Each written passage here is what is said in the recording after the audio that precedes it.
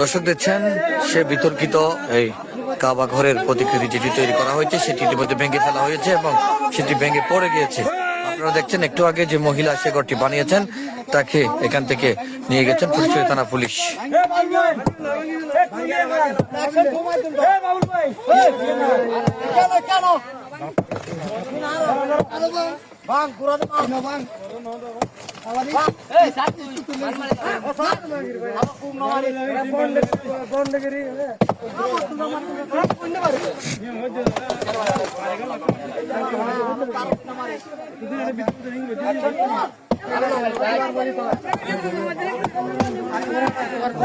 Net প্রবলেমের কারণে আমরা সরাসরি আপনাদেরকে কিছুক্ষণ বিঘ্ন করছি, আপনাদেরকে দেখাচ্ছি যে পবিত্র কাবা ঘরের প্রতিকৃতি তৈরি করা হয়েছে সেটি ভেঙে ফেলা হয়েছে স্থানীয়রা।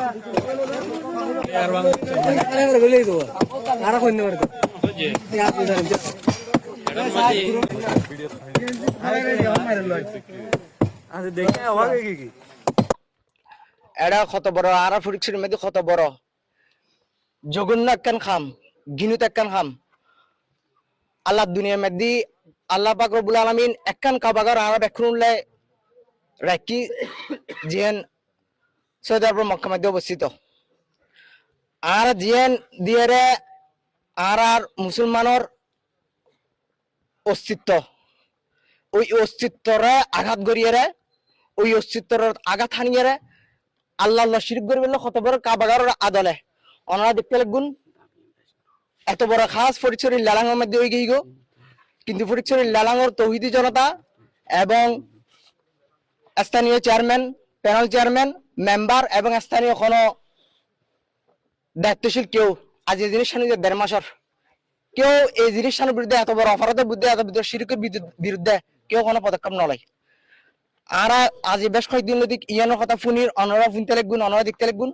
আর প্রশাসন প্রাথমিকভাবে যোগাযোগ করছি ইতারা বড় আজ টেন্ডার খালি টেন্ডার শেষ পর্যন্ত আর ইতার রুমেদি আস্থা রাখিতে না পারি রে পরিচয় বৈষম্য বিরোধী ছাত্র আন্দোলন এবং পরিচয় তৌহিদি জনতার সাথে লিয়ে আর এখন 2 ঘন্টা আগে এই জায়গায় আসছি। দর্শক আপনাদেরকে যুক্ত করেছিলাম ফটিকছড়ি উপজেলার লেলাং ইউনিয়ন থেকে। আপনারা তখন ধরে দেখছিলেন যে পবিত্র মুসলমানদের পবিত্র কাবা ঘরের যে প্রতিকৃতি সেই প্রতিকৃতি কিন্তু ভেঙে ফেলা হয়েছে।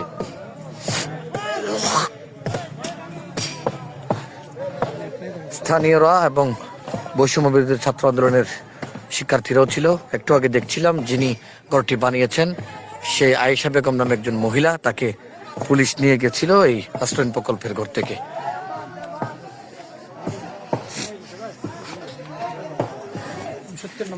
এই ঘরেই 69 নম্বর ঘরে কিন্তু ওই মহিলা ছিলেন।